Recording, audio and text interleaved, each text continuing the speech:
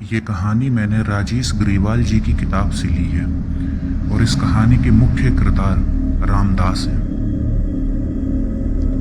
कहानी का शीर्षक है वो औरत। आखिर कौन थी वो औरत? लगभग 12:30 बजे अमावस की काली रात में किसी औरत की चीखने की आवाज ने पेट्रोलिंग लगा रहे हवलदार तेज बहादुर और कांस्टेबल शमशेर आलम का ध्यान अपनी ओर खींच लिया था। खामोश रात के उस सुनसान सन्नाटे में गूंज उठी वो शहर के नए बने पुल से आई थी। तेज बहादुर को शमशेर को बताने की जरूरत नहीं पड़ी थी कि मोटरसाइकिल को पुल पर ले चलना है। थोड़ी ही देर में वो दोनों पुल के ऊपर ठीक बीच में खड़े थे।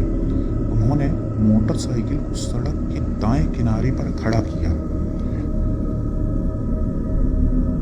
और उतर के पुल की साइड की दीवार के नीचे झांक कर देखा तो उनकी होश फाख्ता हो गई। पुल के नीचे एक औरत की छत विक्षत लाश पड़ी थी। तेज बहादुर ने अपने थाने फोन करके घटना की जानकारी थाने में मौजूद इंस्पेक्टर को दी। शहर के बीच वाले पार्क में सुबह 4-5 बजे एक आदमी को पार्क में सैर करने वाले लोगों ने बेहोश पड़े हुए देखा तो उसके मुंह पे पानी के छींटे वगैरह मारकर उसको होश में लाया गया। उस आदमी से जब लोगों ने पूछताछ की तो वो आदमी बरबस सिर्फ वो औरत वो औरत वो औरत यही तो शब्द लगातार रटे जा रहा था। पार्क में मौजूद कुछ लोगों ने पुलिस को सूचना दी। पुलिस आई और उसको पूछताछ के लिए थाने ले गई। थाने में पुलिस इंस्पेक्टर राज सिंह राजपूत ने उस आदमी को पानी पिलाया और जब वो आदमी थोड़ा सामान्य हुआ तो उसने बताना शुरू किया, साहब मेरा नाम रामदास है।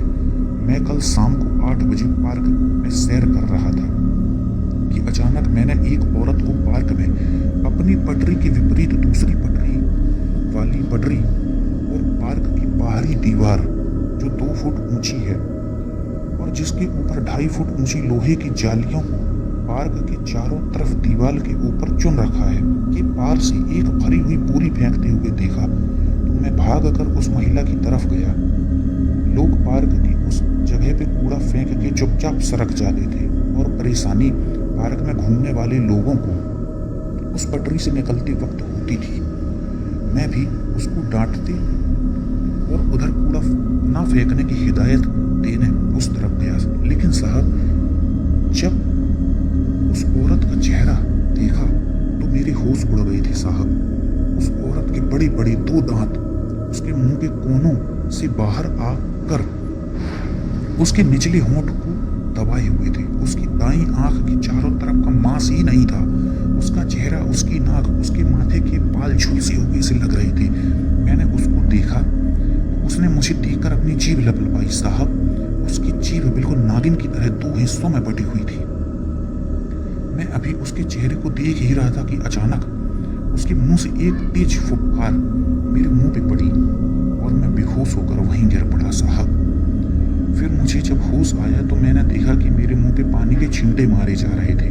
मैं रात वाली घटना से काफ़ी डर गया था साहब। मैं पूरे होश में तो अब थाने में आके कुछ संभले और मुझे पता चला कि मैं रात भर बेहोश रहा। साहब मेरे घर फ़ोन करके एक बार अपने परिवार वालों को बता दूं, वो लोग रात भर से मेरी चिंता में लगे होंगे। इंस्पेक्टर राज सिंह रामदास जी, कुछ खाना पूर्ति और अपना बयान दर्ज करवाने के बाद मैं खुद आपको घर छोड़ दूंगा। लेकिन आपने जिस बोरी का जिक्र किया, क्या लोगों ने उस बोरी को नहीं टटोला? रामदास साहब, हो सकता है कि लोगों ने सोचा होगा कि उस बोरी में कूड़ा होगा। मेरे तो होश उड़े हुए थे और थाने में आप लोगों के सामने ही मेरी हालत कुछ ठीक हुई है, वरना मैं तो। रामदास ने अपने बयान दर्ज कराए।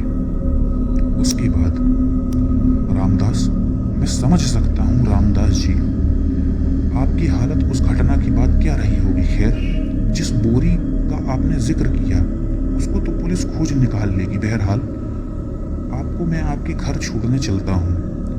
तब तक आप अपने घर में मोबाइल से फ़ोन करके उनको तसल्ली दे दीजिए। हवलदार तेज बहादुर। राज सिंह से, सर कल इसके नीचे मिली महिला की लाश और पार्क में बोर में मिली आदमी की लाश, दोनों में एक समानता थी। दोनों लाशें ऐसा लगता था कि किसी शेर या बाघ या तेंदुए जैसे खूंखार जानवर द्वारा नोची गई। तो क्या दोनों की हत्या उस औरत ने की है जिसका हुलिया रामदास ने बयान में बताया है? इंस्पेक्टर राज सिंह, अभी बहुत सी कड़ियों को खोलने के लिए बहुत सी हथकड़ियां डालनी पड़ सकती हैं तेज बहादुर। फिलहाल तो पता करना है झुलसे हुए चेहरे, लंबे दांत, दाईं तरफ की कुछ बाहर को निकली आंख वाली, 2 भागों में फटी हुई जीभ वाली और हैरतअंगेज तरीके से फुफकार छोड़ के बेहोश कर देने वाली उस महिला का कौन हो सकती है वो?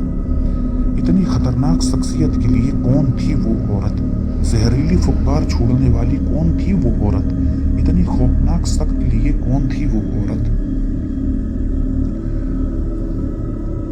इस कहानी का अगला भाग